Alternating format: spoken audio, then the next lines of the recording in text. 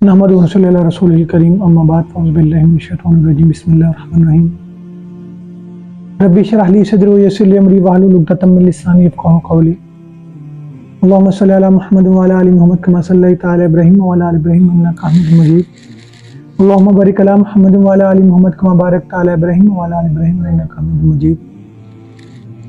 अल्लाह ताला की हम्द व सना और आत व सलाम पर दुरूद व सलाम के बाद हम अपने मौजू की तरफ आते हैं। आज जो हम डिस्कस करेंगे और जिस पर हम बात करेंगे इंशाअल्लाह अल्लाह के फजल से, इस पर आज लेक्चर होगा, वो है सूरत फातिहा। और ये कुरान की अपनी तरतीब तौक़ीफ़ी के लिहाज से पहली सूरत है, क्योंकि कुरान की दो तरतीबें, एक तरतीब तौक़ीफ़ी और तरतीब नुज़ूली है दूसरी। तो तरतीब तौक़ीफ़ी से मुराद वो तरतीब है जिस तरतीब में कुरान पाक आज मौजूद है। मसलन कुरान की जो पहली सूरत है वो सूरत फातिहा है, और आज हम उसको इंशाअल्लाह उसी से आगाज़ करेंगे अल्लाह के फज़ल उसकी तौफ़ीक से। इसके मज़ामीन के ऊपर जो बड़े बड़े इसके मज़ामीन है उसकी तरफ देखेंगे और इसकी फजीलत के ऊपर कुछ हदीस को डिस्कस करेंगे कि अल्लाह सुब्हानहू व तआला ने अल्लाह के नबी ने इसकी क्या फजीलत बयान की।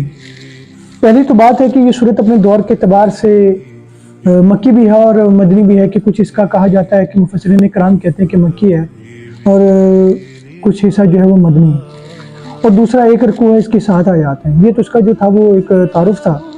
अब फातिहा कहने की वजह क्या है, क्योंकि इसको फातिहा इसलिए कहा गया, फतह कहते खोलने को, तो कुरान का आगाज़ इसलिए इसी से हुआ, तो इसलिए इस सूरत का नाम भी सूरत फातिहा रख दिया गया, क्योंकि आगाज़ कुरान का हो रहा था, कुरान की तरतीब, कुरान का शुरू यहाँ से हो रहा था, तो इसलिए यहाँ पर रख दिया गया। अब ये सूरत को मुकदमे की हैसियत भी दी जाती है कि कुरान का एक मुकदमा है।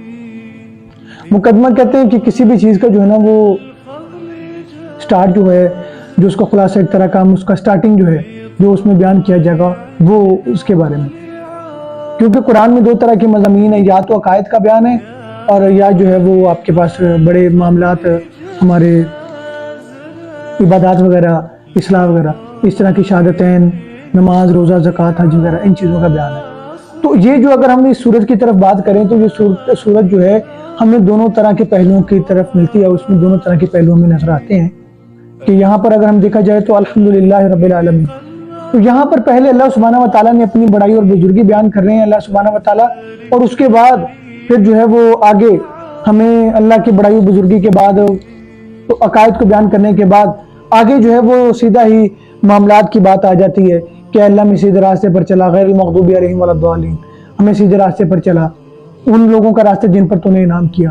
तो उस लिहाज से ये जो सूरत है ये मुकदमे की हैसियत रखती है, क्योंकि इसमें जो कुरान के जो मज़ामीन है उनका खुलासा जो है वो हमारे सामने कड़क से इसके सामने बयान कर दिया गया, और तरीका कार अल्लाह ने बता दिया कि कुरान में हम आगे जो आने वाले जो बाकी इसके असबाक हैं, जो बाकी सूरतें हैं, उसमें हम किन चीज़ों को बयान करेंगे। अब हम इसकी तरफ बात की तरफ आते हैं कि इसके अंदर जो है अल्लाह सुब्हानहू व तआला ने जो अल्हम्दुलिल्लाह का कलमा है उसकी फजीलत की तरफ आते हैं। अल्हम्दुलिल्लाह वो कलमा है जिससे सबसे पहले हज़रत आदम ने पुकारा, और यही कलमा नेक इंसानों का आखिरी कलमा होगा। जिसमें ये मुफातिहुल गैब फ़खरुद्दीन राज़ी रहमतुल्लाह अलैह फरमाते हैं कि अल्हम्दुलिल्लाह वो कलमा है जिसको सबसे पहले इंसान हज़रत आदम अलैहिस्सलाम ने पुकारा, और यही कलमा नेक इंसानों का आखिरी कलमा होगा। तो अल्लाह से दुआ भी है कि अल्लाह हमें मरते वक्त जो है ना इस कलमे को नसीब फरमाए और हमें उन लोगों में जो है वो शामिल कर ले। उसके बाद इसके अंदर एक फजीलत के ऊपर हदीस आती है, कल भी बयान हुई, पहले भी। हज़रत अबू हुरैरा रज़ियल्लाहु तआला अन्हु से रवायत है कि रसूलुल्लाह ने फरमाया, जब इमाम कहे गैरिल मग़दूबि अलैहिम वलद्दालिन तो आमीन कहो, क्योंकि जिसका ये कहना मलाइका के कहने के साथ हो जाए तो उसकी तमाम पिछली खताएं अल्लाह सुब्हानहू व तआला माफ़ फरमा देंगे। और ये सही बुखारी की किताब तफसीर में हदीस नंबर 4475 वाली हदीस है, आप इसको देख भी सकते हैं। ये सही बुखारी की किताब तफसीर हदीस नंबर 4475 हदीस है। उसके बाद इसके मुख्तलिफ अल्लाह ताला ने सुब्हानहू इसके नाम जिक्र किए, जैसे फ़ातिहुल किताब, फ़ातिहुल कुरान, उम्मुल किताब, उम्मुल कुरान सूरत। उसके बाद इसका एक नाम जो मशहूर नाम है सबा मसानी है।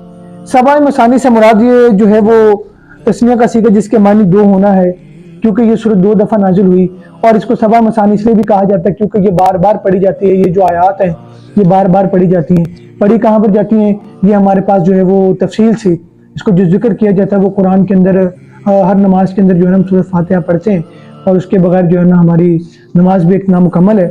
تو اس لیے اس لحاظ سے یہ صورت ہمارے لیے ایک فضیلت کی حامل صورت ہے. تو اللہ تعالیٰ سے دعا ہے کہ ہمیں اللہ تعالیٰ قرآن کو سمجھنے کی، قرآن کو سیکھنے کی توفیق عطا فرمائے.